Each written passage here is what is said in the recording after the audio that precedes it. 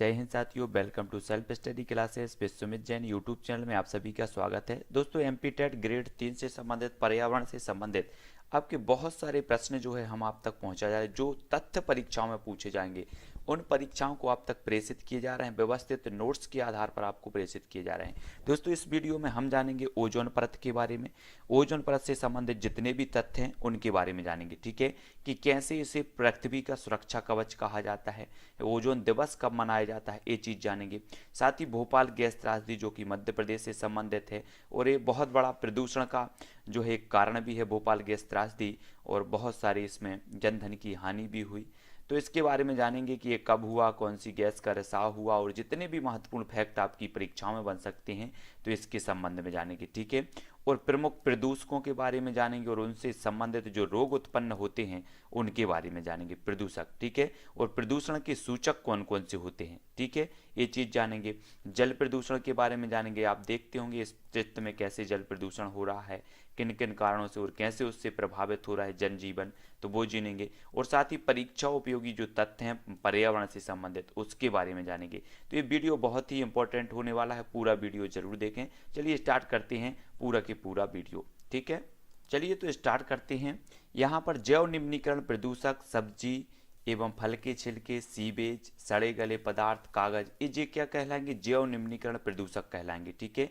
जैव अनिम्नीकरण प्रदूषक जैसे प्लास्टिक, पॉलीथीन, पारा, शीशा आदि, ये जैव अनिम्नी, आपसे यहाँ से पूछा जाएगा क्वेश्चन, निम्न में से बताइए कौन सा जैव अनिम्नीकरण जो है प्रदूषक है, तब आपका उत्तर होना चाहिए प्लास्टिक, पॉलीथीन, पारा, शीशा, ये जैव अनिम्नीकरण है, ठीक है। और जैव निम्नीकरण में ये सब आएंगे, तो याद रख लेना है।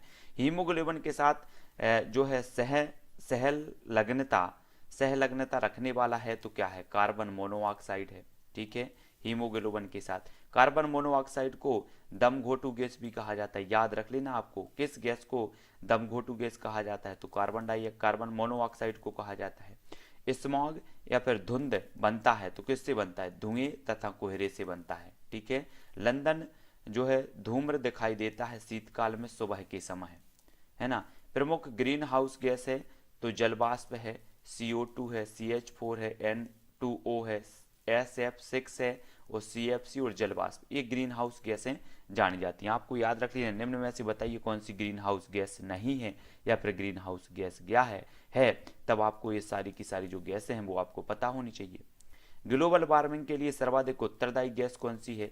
तो कार्बन डाइऑक्साइड मतलब CO2 है, ठीक है। ग्लोबल वार्मिंग के लिए सबसे अधिक उत्तरदायी राष्ट्र है तो चीन है, अमेरिका है, जो विकसित राष्ट्र हैं ये सबसे ज़्यादा ग्लोबल वार्मिंग के लिए सबसे ज़्यादा उत्तरदायी है, और ये कार्बन डाइऑक्साइड का उत्सर्जन ज़्यादा करते हैं। तो कार्बन डाइऑक्साइड ही मानी जाती है ग्लोबल वार्मिंग के लिए सर्वाधिक उत्तरदायी गैस। सर्वाधिक ग्रीन हाउस गैस उत्सर्जन करने वाला देश है तो चीन है। ग्रीन हाउस प्रभाव को सर्वप्रथम पहचाना था तो ग्रीन बैप्टिस्ट फ्यूरियर, है ना, फ्यूरियर ने ये पहचाना था ग्रीन हाउस प्रभाव को, ठीक है। ये चीज याद रखनी है दोस्तों। हरित गैस प्रभाव देखेंगे, हरित ग्रह गैस, तो हरित ग्रह गैस कौन कौन सी हैं? कार्बन डाइऑक्साइड है, मीथेन है, नाइट्रस ऑक्साइड है, क्लोरोफ्लोरोकार्बन है, ओजोन और जलवाष्प, ये हरित ग्रह गैस कहलाती हैं। सभी को याद रख लेना है। आपसे पूछा जाएगा निम्न में से बताइए कौन सी हरित ग्रह गैस है, तब आपको ये जो है परतें जो गैस हैं वो आपको पता होनी चाहिए, ठीक है। ये ग्रीन हाउस गैस प्रभाव आप देख रहे हैं कि कैसे सूर्य से पृथ्वी पर अवरक्त प्रकाश आता है ना। और कार्बन डाइऑक्साइड किसी कंबल के समान पृथ्वी की सतह से अवरक्त होने वाले प्रकाश को अग्रहित कर लेती है, जिसके कारण क्या हो जाता है? वायुमंडल गर्म हो जाता है, और इसी वायुमंडल के गर्म होने को क्या कहा जाता है?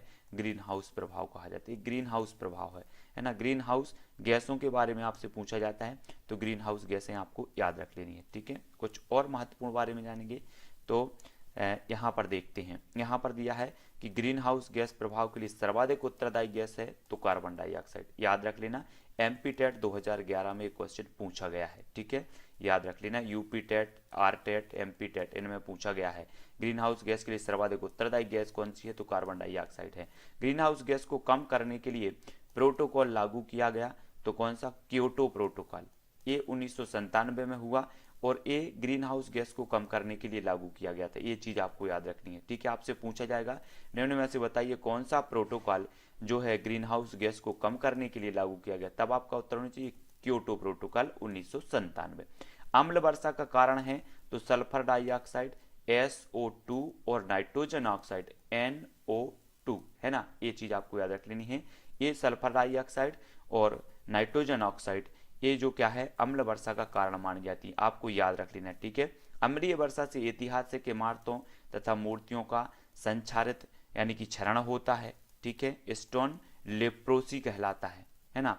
स्टोन लेप्रोसी कहलाता है, जो क्षरण होता है उसे स्टोन लेप्रोसी कहलाता है। जैसे ताजमहल का पीले होने का कारण है तो सल्फर डाइऑक्साइड SO2, ठीक है। अम्लीय वर्षा के बारे में देखते हैं। अम्लीय वर्षा के कारक देखो तो सल्फर डाइऑक्साइड, है ना, और H2SO4, और यहाँ पर एस में देखेंगे इसके कारक कौन है, नाइट्रोजन ऑक्साइड NOx है, N2O और NO3।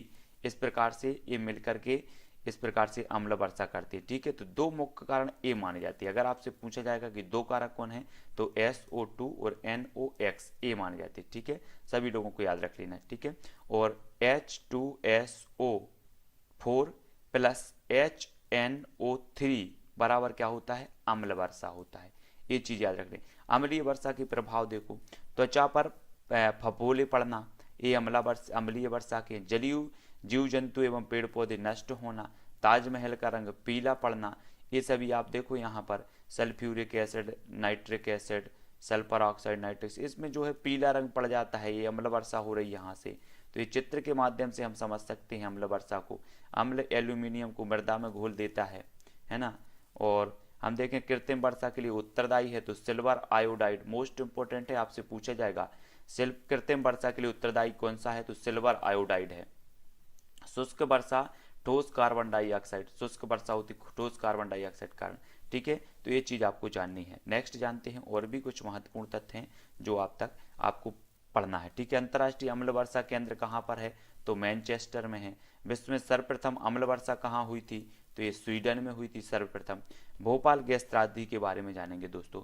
मिथाइल आइसोसाइनेट के कारण CH3NCO के कारण जो है, इसके रिसाव के कारण जो है ये कांड हुआ था भोपाल गैस त्रासदी। आपसे एक क्वेश्चन बनता है भोपाल गैस त्रासदी में कौन सी गैस का रिसाव हुआ था, तब आपका उत्तर होता है मिथाइल आइसोसाइनेट, याद रखना है, ठीक है। चेरिनोबिल स्थित परमाणु ऊर्जा संस्थान में भीषण नाभिकीय दुर्घटना हुई तो यूक्रेन, है ना, तो याद रख लेना है 1986 में। और अब देखेंगे भोपाल गैस त्रासदी में तो स्थान क्या है भोपाल गैस त्रासदी को, भोपाल, ठीक है। घटना 3 दिसंबर 1984, ठीक है, ये घटना मानी जाती है इसकी। आपसे पूछा जाएगा कि भोपाल गैस जो घटना है वो कब हुई थी तो 3 दिसंबर 1984 को, ठीक है। और कौन सी गैस का रिसाव हुआ था तो मिथाइल आइसोसाइनेट का H3NCO, आपको याद रख लेना है ना, याद रखो। और चेरुनोबिल परमाणु आपदा कहाँ हुआ था तो ये यूक्रेन में हुआ था, ठीक है। घटना 1986 की है, रिसाव हुई थी यूरेनियम, तो याद रख लेना है ये चेरिनोबिल परमाणु आपदा, ये भी बहुत बड़ी आपदा है 1986 की, और ये यूक्रेन से संबंधित है और रिसाव हुआ था यूरेनियम गैस का। और ऐसे ही हमारा जो भोपाल गैस त्रासदी है इसमें भी मिथाइल आइसोसाइनेट का रिसाव हुआ था और ये 3 दिसंबर 1984 की हुई थी, ठीक है। इसके बारे में आपको याद रख लेना है। आपसे पूछा जाएगा विश्व पर्यावरण दिवस 2019 की थीम क्या है तो बीट वायु प्रदूषण, है ना, याद रख लेना, ये 2019 की थीम मानी जाती है। और विश्व पर्यावरण दिवस 2018 की थीम क्या है तो बीट प्लास्टिक प्रदूषण, ये दोनों मोस्ट इंपॉर्टेंट है तो आपको याद रख लेना है, ठीक है। यहाँ पर कुछ दिए हैं दोस्तों, प्रमुख प्रदूषक व उनसे उत्पन्न रोग, तो आपका पारा प्रदूषक है मैनीमाटा रोग होता है, आर्सेनिक से ब्लैक फुट होता है, फ्लोराइड से नाक, नी और संलक्षण होता है, ठीक है। नाइट्रेट से ब्लू बेबी सिंड्रोम रोग होता है, कैडमियम से एटाई होता है, एस्बेस्टास से फेफड़े का कैंसर होता है, बेंजीन से ल्यूकेमिया का कैंसर होता है ना, एनिलीन से मूत्राशय का कैंसर होता है। तो ये सारे के सारे प्रदूषक हैं और उनसे उत्पन्न रोग हैं, ठीक है, आपको याद रख लेना है। कुछ महत्वपूर्ण चीजें और भी हैं जो आपके एग्जाम की दृष्टि से महत्वपूर्ण हैं, ठीक है, उनके बारे में भी हम जानेंगे। प्रदूषक जो है प्रदूषण के सूचक देख लेते हैं। वायु प्रदूषण के सूचक क्या है? लाइकेन है वायु प्रदूषण का। आपसे पूछा जाएगा निम्न में से बताइए कौन सा वायु प्रदूषण का सूचक है, तो आपका उत्तर होगा लाइकेन। सीवेज प्रदूषण के सूचक हैं ई कोलाई जीवाणु है ना। जल प्रदूषण के सूचक क्या है? डायटम है। तो इनको आपको याद रख लेना है, पूछे जाते। जल प्रदूषण मापने के लिए इकाई है तो बोर्ड है, बोर्ड है ना, याद रख लेना है, सभी लोगों को याद रख लेना है ना। बायोलॉजिकल ऑक्सीजन डिमांड जिसे बोर्ड कहा जाता है, ठीक है। ध्वनि प्रदूषण मापने की इकाई क्या है? तो आपको डेसिबल है ना, डीबी डेसिबल है।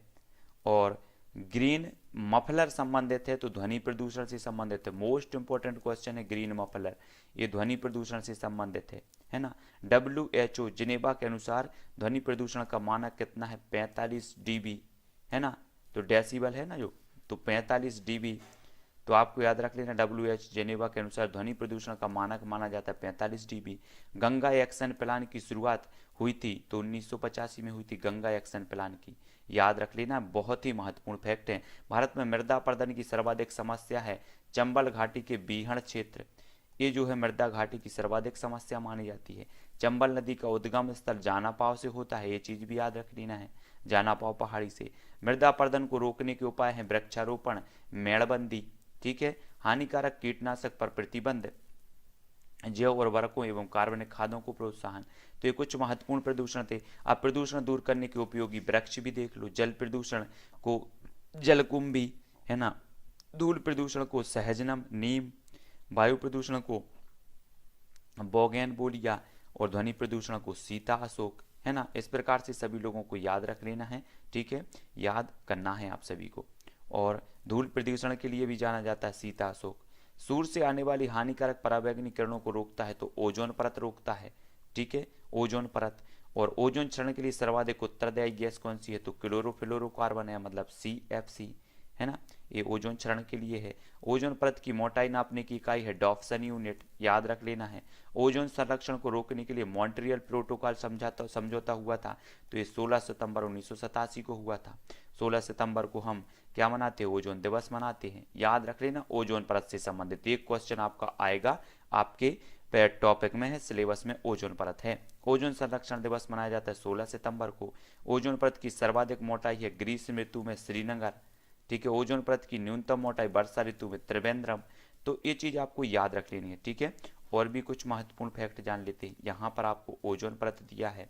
ओजोन परत देखो, ओजोन परत जो है समताप मंडल में, इसे समताप मंडल भी कहा जाता है। समताप मंडल को दूसरा ओजोन मंडल भी कहा जाता है, ये समताप मंडल में पाई जाती है, ठीक है। ओजोन परत हानिकारक यूवी कारणों से बचाव करती है, मतलब अल्ट्रावायलेट जो किरणें होती हैं उनसे बचाव करती है ओजोन परत। ओजोन परत के क्षरण का कारण है CFC, ठीक है। ओजोन संरक्षण दिवस 16 सितंबर को मनाया जाता है। ओजोन परत की मोटाई मापने की इकाई डाप्सन है, तो ये ओजोन के बारे में हमने बात कर ली, ठीक है। और देख लेते हैं, ओजोन परत को बचाने के लिए पहला अंतर्राष्ट्रीय प्रोटोकॉल हुआ था मॉन्ट्रियल प्रोटोकॉल 16 सितंबर 1987 को। ओजोन छिद्र मानी जाती है 200 DU से नीचे, है ना, याद रख लेना है। और ओजोन परत का सर्वाधिक नुकसान हुआ दक्षिणी ध्रुव में, ठीक है, आपसे पूछा जाएगा ये क्वेश्चन। वायु प्रदूषण CO2 कार्बन मोनोऑक्साइड, है ना। Global warming CO2 carbon dioxide. Ozone परत क्लोरोफ्लोरो कार्बन डाइऑक्साइड, ठीक है। अम्ल वर्षा CO2, ये जो है प्रमुख कारक हैं जिनसे ये चीजें होती हैं। अम्ल वर्षा, सल्फर डाइऑक्साइड प्रमुख कारक को, भोपाल गैस त्रासदी मिथाइल आइसोसाइनेट के कारण हुआ था। तो ये चीजें बहुत ही महत्वपूर्ण हैं, आपको याद रख लेनी दोस्तों। कुछ परीक्षा उपयोगी तथ्य हैं जो आपको याद रखनी है। जल प्रदूषण में ऑक्सीजन की मापक क्या है? तो ये क्या है? DOB, बायोलॉजिकल ऑक्सीजन डिमांड, ठीक है। अम्ल वर्षा का pH मान क्या है? तो pH 5.6, है ना। और जो है -6.5, इस प्रकार से माना जाता है, सभी लोगों को याद रख लेना है, ठीक है। हाँ, वह परिघटना जिसके अंतर्गत कुछ विशेष प्रदूषक जैसे DDT आहार श्रृंखला के साथ सांद्रता में बढ़ते हुए ऊतकों में जमा हो जाते हैं, जैविक आवर्धन कहलाते हैं, है ना, जैविक आवर्धन।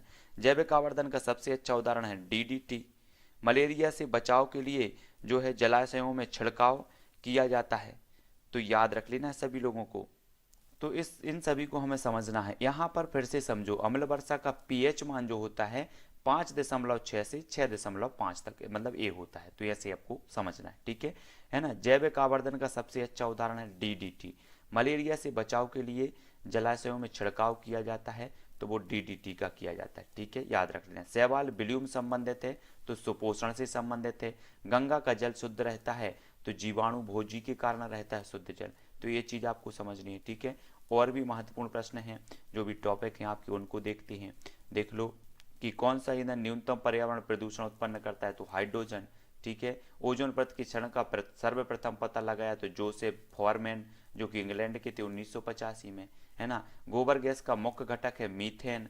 अम्ल वर्षा के लिए उत्तरदायी है सल्फर डाइऑक्साइड SO2 और नाइट्रस ऑक्साइड N2O, ठीक है। आर्सेनिक द्वारा अत्यधिक जल प्रदूषण वाला राज्य है तो पश्चिम बंगाल है। हमारे पर्यावरण को बचाने के लिए 3 प्रकार के आर हैं, कम उपयोग, पुनः चक्रण और पुनः उपयोग। ये 3 प्रकार के आर माने जाते हैं, ठीक है। सिगरेट के धुएं में मुख्य प्रदूषक कौन सा होता है, कार्बन मोनोऑक्साइड व बेंजीन होता है, ठीक है, याद रख लेना है। हिमाचल प्रदेश भारत में प्लास्टिकों के उत्पादन और उपयोग को नियंत्रित करने वाला पहला राज्य था। इस राज्य ने हर प्रकार की पॉलीथीन पैकिंग पर प्रतिबंध का प्रस्ताव रखा था, ठीक है, तो याद रख लेना है। और प्लास्टिक के बारे में चल रहा तो हिमाचल प्रदेश ऐसा प्रथम राज्य था जिसने ये जो है कार्य किया। परीक्षा उपयोगी और भी महत्वपूर्ण तथ्य, प्लास्टिक बैग पर प्रतिबंध लगाने वाला भारत का पहला राज्य कौन सा है, तो हिमाचल प्रदेश है। जैविक खेती अपनाने वाला भारत का पहला राज्य सिक्किम है। प्रदूषण को कम करने के लिए ऑड इवन का जो नियम लागू करने वाला पहला राज्य नई दिल्ली है, ठीक है। पूरी तरह से प्लास्टिक कचरे से मुक्त शहर कन्नूर केरल है ना। भारत का सबसे स्वच्छ शहर इंदौर है। स्वच्छता सर्वेक्षण 2018 के साथ लोगों को जोड़ने के लिए प्रसून जोशी द्वारा लिखे गीत स्वच्छता की ज्योति जगी है। ये किसने लिखा, जो स्वच्छता की ज्योति जगी, प्रसून जोशी ने। विवाह समारोहों से होने वाले पर्यावरण नुकसान से बचने के लिए ग्रीन प्रोटोकॉल लागू करने वाला पहला राज्य कौन सा है, तो केरल है।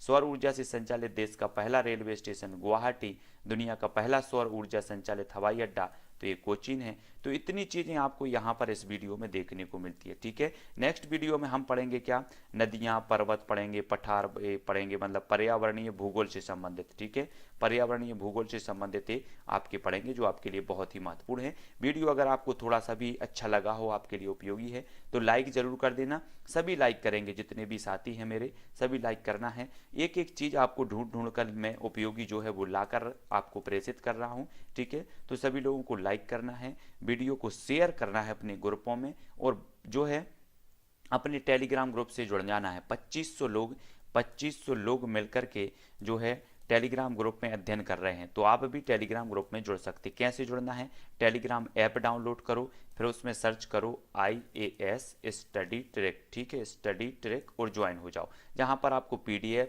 और वीडियो बिल्कुल निरंतर मिलते हैं। तो आप लोगों को जुड़ना है, वीडियो को लाइक करना है, शेयर करना। मेरा यही उद्देश्य कि आप तक ज़्यादा से ज़्यादा मटेरियल प्रेषित किया जाए, ताकि आपकी तैयारी बहुत अच्छे से हो सके। तो आज की वीडियो के लिए दोस्तों इतना ही। जय हिंद।